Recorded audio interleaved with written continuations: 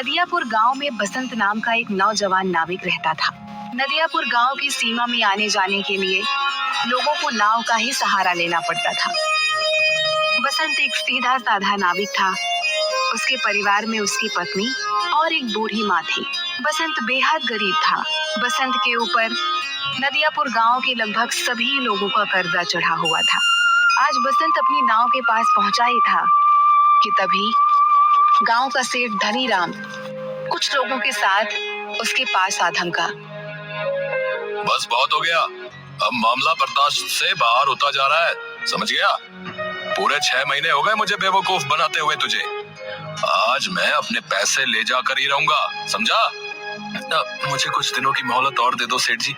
आप तो जानते ही हो कि इस वक्त धंधा कितना मंदा चल रहा है। अबे तेरा धंधा कोई मंदा नहीं चल रहा। सच तो ये है कि तू मेरे पैसे देना ही नहीं चाहता। नदियापुर गांव में आने के लिए और जाने के लिए नाव का ही सहारा लेना पड़ता है। ऊपर से ये इलाका टूरिस्ट इलाके में भी आता है। सैलानियों की कोई कमी नहीं है यहाँ पर। तेरा धंधा मंदा कैसे बढ़ सकता है बे? सेठ जी, सारे गांव वाले जानते हैं कि मेरी किस्मत कितनी फूटी हुई है। मैं बड़ी मेहनत से पाई पाई इकट्ठा करता हूँ, लेकिन वो पैसे किसी न किसी वजह से मुझसे खर्च हो जाते हैं। बसंत पर सेठ धनीराम बसंत का मजाक उड़ाते हुए अपने लोगों को देखकर बोला। रे सुना तुम लोगों ने? ये बड़ी मेहनत से पाई पाई जोड़कर रकम इकट्ठा करता है और इसे खुद नहीं पता कि इसके पैसे कहाँ खर्च हो जाते हैं बे? इतना कहकर धनीराम गुस्से से बसंत की ओर देखकर बोला। ये क्यों नहीं कहता कि तू एक नंबर का अय्याश है? सारे पैसे अय्याशी में खर्च कर देता है। बेवकूफ आदमी, तुझे कोई और नहीं मिला बेवकूफ बनाने के लिए, है बे? नहीं नहीं, ऐसा मत कहिए सेठ जी। नदियापुर के सारे लोग जानते हैं कि मैं कितना शरीफ हूँ। मेरे घर में मेरी पत्नी और मेरी बूढ़ी माँ रहती है। मैंने तुझसे ये नहीं पूछा कि तेरे घर में कौन कौन रहता है, समझ गया? अरे तेरे घर में तेरी बूढ़ी माँ रहे या तेरी पत्नी, मुझे इससे क्या? मुझे तो बस मेरे पैसे से मतलब है। और रहा सवाल तेरे शरीफ होने का, अरे तूने तो सारे गांव से कर्जा ले रखा है और जहां तक मुझे जानकारी है तूने किसी के पैसे नहीं चुकाए। मुझे थोड़ी सी मोहलत और दे दीजिए सेठ जी। मैं वादा करता हूँ कि मैं आपकी एक एक पाई चुका दूंगा। ठीक है, लेकिन इस बार मैं तुझे 10 दिन से ज्यादा की मोहलत नहीं दे सकता। 10 दिन के अंदर अंदर अगर मुझे मेरे पैसे नहीं मिले ना, तो मैं तेरा मकान तुझसे छीन कर तुझे धक्के देकर तेरे मकान से बाहर निकाल दूंगा। समझ में आ गई? इतना कहकर धनीराम वहां से चला गया और बसंत अपना मुंह लटकाते हुए अपने काम पर लग गया। शाम को थका हारा बसंत जैसे ही अपने घर पर पहुंचा, उसकी पत्नी बोली। आ गए सेठ जी घर पर। आपके पीछे बहुत सारे मेहमान आपको पूछते हुए आए थे। उन्होंने आपका काफी देर तक इंतजार किया और बेचारे इंतजार करके बहुत थक गए। अभी कुछ देर पहले ही गए हैं। झुमकी, मैं जानता हूँ कि तुम किनकी बात कर रही हो। जब तुम सारी बातें जानती हो तो फिर उन सबके कर्ज क्यों नहीं चुका देते? तुम अच्छी तरह से जानती हो झुमकी, पिछले कुछ सालों से मेरे साथ क्या हो रहा है। मैं जब भी कुछ पैसे जमा करता हूँ वो किसी न किसी तरह से खर्च हो जाते हैं। पिछली बार माँ का पैर टूट गया था, उसके इलाज में कितने पैसे खर्च हो गए। उसके बाद चोट लगने से तुम्हारी पसली फ्रैक्चर हो गई थी, उसके इलाज पर कितने पैसे खर्च हो गए। मैं तुम्हारी बातों को समझती हूँ, लेकिन गांव वाले इस बात को नहीं समझते। उन्हें तो बस अपने पैसों से मतलब है और आखिरकार वो तुमसे कब तक पैसे नहीं मांगेंगे। गांव का मुखिया धमकी देकर गया है, अगर तुमने गांव वालों के पैसे नहीं दिए तो वो तुम्हारी नाव छीन लेगा। और सेठ धनीराम मुझे धमकी देकर गया है कि अगर 10 दिन के अंदर मैंने उसके पैसे नहीं दिए तो वो मुझसे मेरा मकान छीन लेगा। मेरी समझ में नहीं आता कि अब मैं क्या करूं। मेरी समझ में नहीं आता, गांव में जितने भी नाविक हैं उन सब की ऐश की चांदी कट रही है। उन सब के मकान देखे हैं तुमने? ऐसा लगता है जैसे कि वो कोई नाव नहीं बल्कि कोई कंपनी चलाते हो। तुम सारा दिन नदी के किनारे क्या करते रहते हो? कितनी बार कह चुका हूँ झुमकी, टूरिस्ट मेरी नाव में नहीं आते। ये क्यों नहीं कहते कि तुम्हारी नाव में गांव के भूखे नंगे लोग ही आकर बैठते हैं? उनसे तुम्हें कितनी आमदनी होती होगी। तुम अपनी नाव में नदियापुर घूमने आए सैलानियों को क्यों नहीं बिठाते? जितने भी नाविक हैं वो झूठ बोलकर टूरिस्ट को अपनी नाव में बैठाकर सिर्फ उन्हें चूना लगाते हैं और मुझे झूठ बोलना नहीं आता। नहीं चाहिए मुझे हराम की कमाई। अरे सच्चाई के देवता, ये धंधा है। ये क्यों नहीं कहते कि तुम्हें धंधा करना ही नहीं आता? जिसे तुम धंधा कह रही हो मैं उसे अच्छा नहीं समझता। मेरी तो किस्मत ही फूटी हुई है कि मुझे तुम्हारे जैसा पति, बेवकूफ पति मिला। अगर ऐसे ही हाल रहा ना तो वो दिन दूर नहीं कि जिस दिन तुम्हारी नाव भी तुमसे छीन ली जाएगी।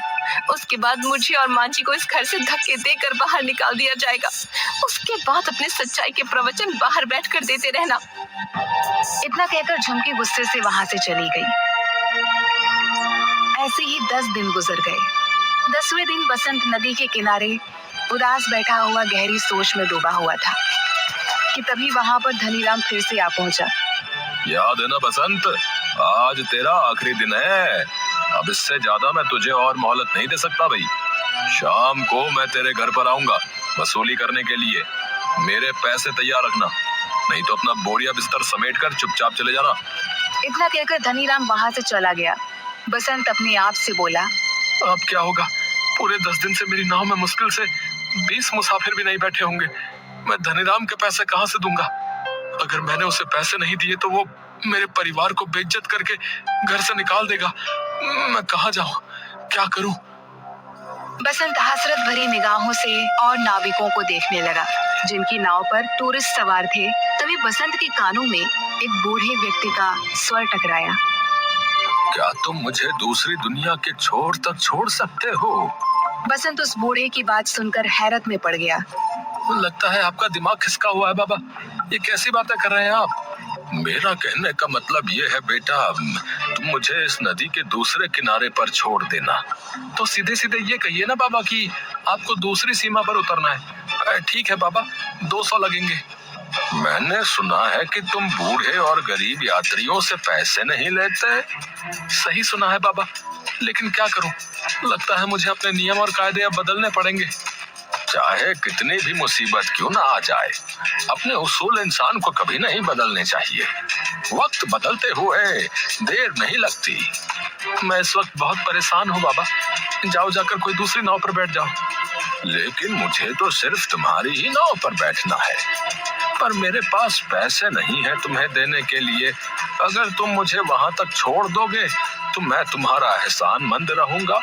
मेरी पत्नी वहां पर इंतजार कर रही है। बूढ़े की बात सुनकर बसंत को बूढ़े के ऊपर तरस आ गया था। ठीक है बाबा, मैं तुम्हारा दिल नहीं तोड़ूंगा। आइए बैठिए, जहाँ आपको जाना है मैं आपको वहाँ छोड़ दूंगा, ठीक है?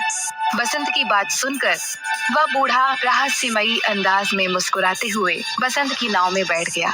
बसंत की नाव नदी के बीच में पहुंची ही थी कि तभी वो बूढ़ा बसंत से बोला, बस मुझे यहीं तक छोड़ दो। बाबा पागल हो गए हो क्या? यहाँ पर तो सिवाय पानी के अलावा कुछ भी नहीं है। जो मुझे नजर आ रहा है वो तुम्हें नजर नहीं आएगा बेटा। तुम नाव यहीं रोक दो, मैं यहीं उतर जाऊंगा। बाबा तुम डूब जाओगे, पानी बहुत गहरा है। मगर बूढ़े ने बसंत की बात नहीं सुनी और नदी में कूद गया।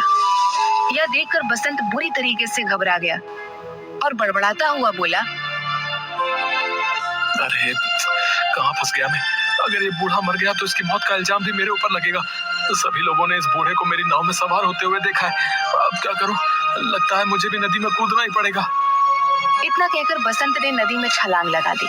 मगर उसने जैसे ही नदी में छलांग लगाई, उसने अपने आप को एक बेहद सुंदर जंगल के बीच बहुत छोटे से तालाब में खड़ा हुआ पाया। बसंत तुरंत उस तालाब से निकलकर उस जंगल की ओर देखने लगा। तभी उसके कानों में एक भारी आवाज टकराई। बेटा मेरी शाख थोड़ी सी झुक रही है, इसे थोड़ा सा सीधा कर दो, मुझे दर्द हो रहा है।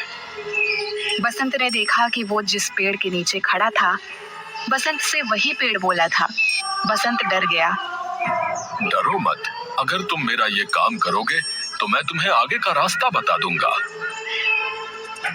बसंत ने डरते डरते उस पेड़ की शाख ऊंची कर दी।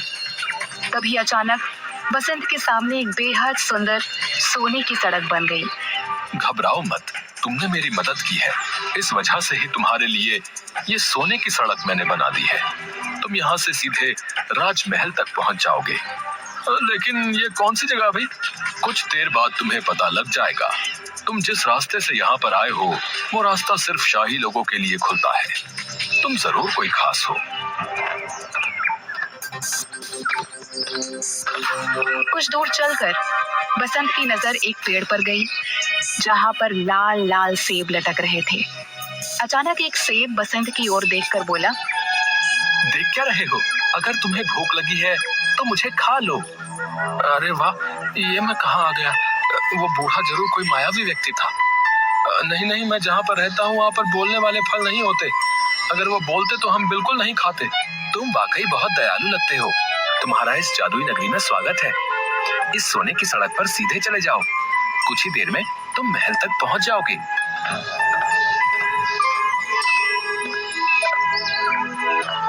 कुछ ही देर में बसंत एक आलीशान महल के सामने पहुंच गया। तभी उसके कंधे पर पीछे से किसी ने हाथ रखा। बसंत ने देखा तो सामने वही बूढ़ा खड़ा उसे देखकर मुस्कुरा रहा था। कौन हो तुम और ये कौन सी जगह है? अचानक वह बूढ़ा एक बेहद सुंदर राजकुमार में तब्दील हो गया। ये सारा का सारा राज्य मेरा है। तुम पृथ्वी पर नहीं बल्कि दूसरी एक जादुई दुनिया में हो। दूसरी दुनिया में? मैं कुछ समझा नहीं। दरअसल नदियापुर गांव की नदी के बीच एक दूसरी जादुई दुनिया का द्वार खुलता है। ये एक जादू की दुनिया है। तुम्हारा महल तो बिल्कुल सोने का मालूम होता है। यहाँ के दरवाजे, यहाँ तक कि सैनिक भी सोने के ही मालूम होते हैं। सोने के मालूम नहीं होते, ये सोने के ही हैं।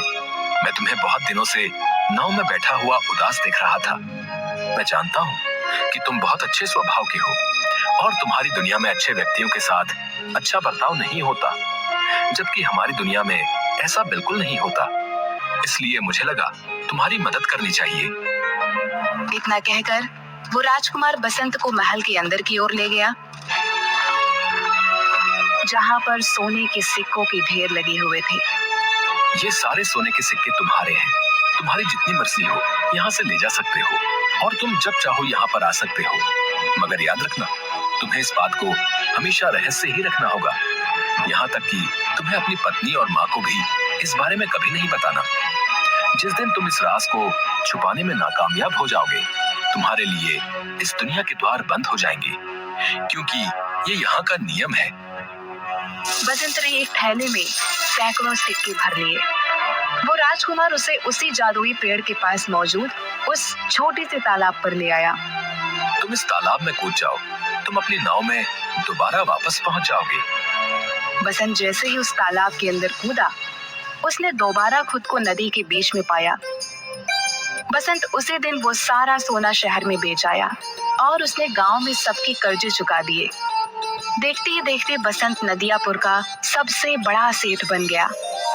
एक दिन बसंत की पत्नी ने बसंत से कहा, तुमने आज तक नहीं बताया जी कि आखिरकार तुम इतने ढेर सारे पैसे लेकर कहाँ से आए और तुम कुछ दिनों के लिए अचानक कहाँ लापता हो जाते हो?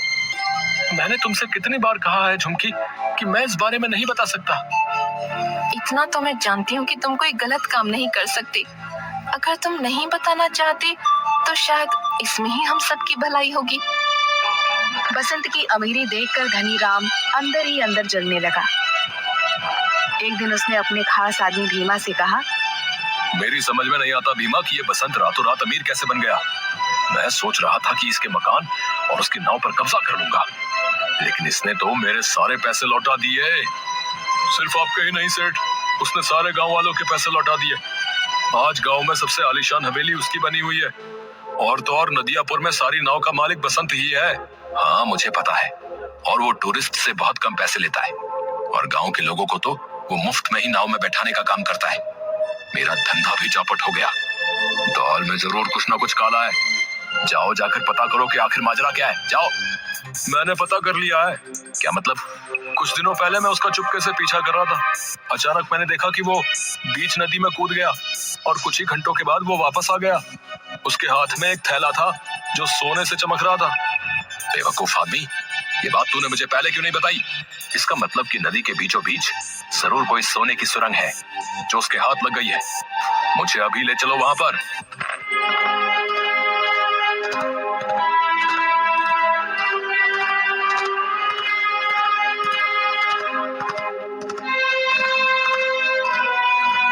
कुछ ही देर में सिर्फ धनी राम और भीमा नदी के बीच पहुंच गए। क्या तुम्हें यकीन है भीमा की बसंत यहीं कूदा था? जी, मैंने उसे ठीक इसी जगह छलांग लगाते हुए देखा था। तो फिर देर किस बात की है भीमा? चलो अब हम दोनों साथ साथ कूदकर उस सोने की सुरंग में पहुंच जाते हैं और सारा का सारा सोना आज ही निकाल लेते हैं। आपने तो मेरे मुंह की बात छीन ली। इतना कहकर वह दोनों नदी में कूद गए। अचानक बहुत तेज एक पानी की लहर आई। भीमा और धनीराम डूबकर मर गए। बसंत ने आज तक उस रहस्यमयी कहानी के बारे में किसी को नहीं बताया था।